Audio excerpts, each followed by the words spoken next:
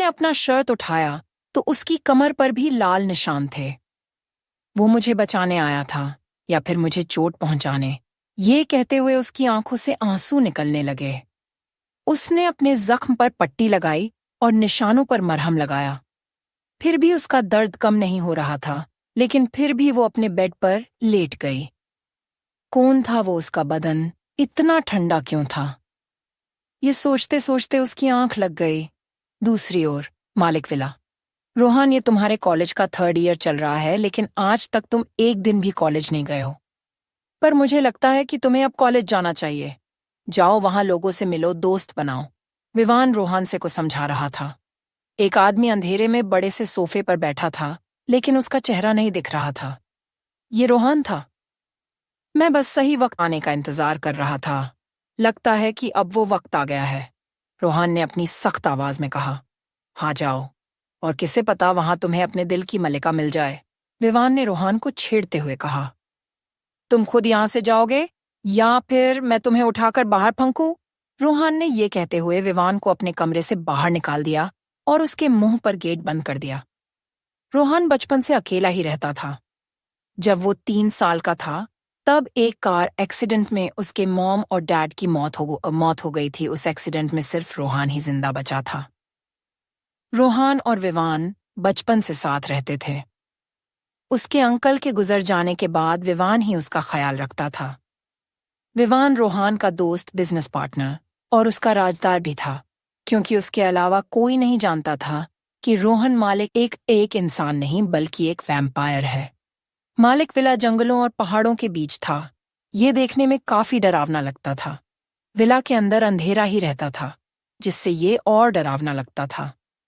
रोहन का कमरा काफी बड़ा था। उसमें एक किंग साइज बेड लगा था। उसके कमरे में एक बड़ी सी बालकनी थी, जिसमें एक झूला, सोफे और टेबल लगी थी। वहां पर हरी हरी बेलें भी थीं। उसके कमरे की सारी चीजें ब्लैक एंड व्हाइट थीम पर थीं।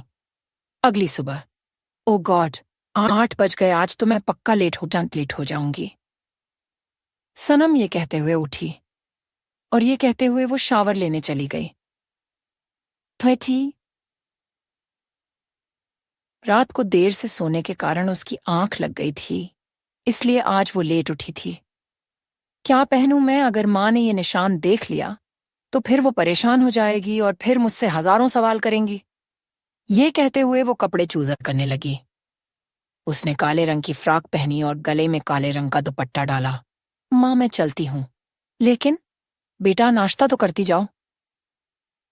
नहीं माँ, मुझे देर हो रही है, ऐसा गायत्री जी ने ये कहा तो वो ये कहते हुए कॉलेज की ओर निकल गई। हे भगवान, इस लड़की के इतने सारे मिस्ड कॉल। आज तो मैं पक्का लेट गई। सनम ने जब अपना फोन चेक किया तो उसमें माया के 10 मिस्ड कॉल थे। ये सारी लड़कियां यहाँ क्या कर रही हैं? अब तो क्लास का टाइम होने वाला है, सनम ने हैरान होते हुए कहा। जब सनम कॉलेज पहुंची तो सारे स्टूडेंट गेट पर ही खड़े थे, जिसमें ज्यादा लड़कियां थीं। ये वू वू। तभी सारी लड़कियां खुशी से चिल्लाने लगी। सनम पीछे मुड़ी तो उसने देखा कि एक काली रॉयल कार से एक हैंडसम लड़का बाहर निकाला। ये कोई और नहीं बल्कि रोहन मालिक था। रोहन काफी हैंडसम था।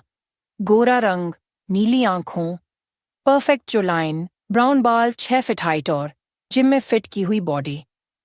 सारी लड़कियां उसे घेर कर खड़ी हो गईं। यार, ये कितना हैंडसम है, मैं तो इसे आज ही प्रपोज करूंगी, एक लड़की ने कहा। तभी दूसरी लड़की ने कहा, ये मेरा है, तुम तो इससे दूर ही रहना। यार, ये रोहन कितना हैंडसम है। तभी माया ने सनम को कोहनी मरते हुए कहा, कौन रोहन?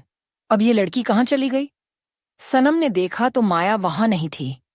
सनम ने ये कहते हुए अपनी नजर घुमाई। ये भी? माया भी उन्हीं लड़कियों में शामिल हो गई जो रोहन को घेर कर खड़ी थी। सनम ने ये देखते हुए कहा, इसमें ऐसा क्या है कि सब इसके पीछे पागल हो रहे हैं? सनम ने अपनी भौहें जोड़ते हुए कहा। उसने एक नजर रोहन को देखा। उसने नोटिस किया कि रोहन उससे ही देख रहा है। सनम ये इग्नोर करते हुए अपनी क्लास में चली गई। ट्री। तभी बेलबाजी टीचर और सारे स्टूडेंट क्लास में आ गए। कम इन रोहन, सर ने ये कहा तो सारे स्टूडेंट गेट की ओर देखने लगे। रोहन क्लास के अंदर आ गया। ये है रोहन, आज से ये भी हमें ज्वाइन करेंगे। हैव ए सिट, सर ने रोहन से कहा। रोहन ने एक नज़र पूरे क्लॉस पर डाली। सारी लड़कियां चाहती थीं कि रोहन उनके पास बैठे। लड़कियां उसे देखकर आहें भर रही थीं और कुछ लड़के उसे देखकर जॉल्स फील कर रहे थे।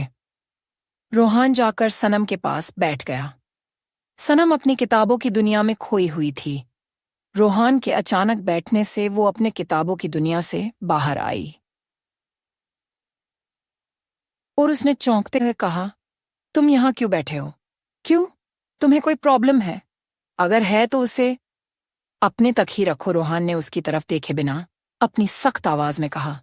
उसकी आवाज सुनकर सनम चौंक गई। ये आवाज तो उस शख्स की है, कहीं ये वही तो नहीं? सनम ने अपने मन में कहा, नहीं, ये वो नहीं हो सकता। उसकी आंखों, ये कहते हुए उसने अपना गर्दन झटका। उसकी आंखों को नीली थी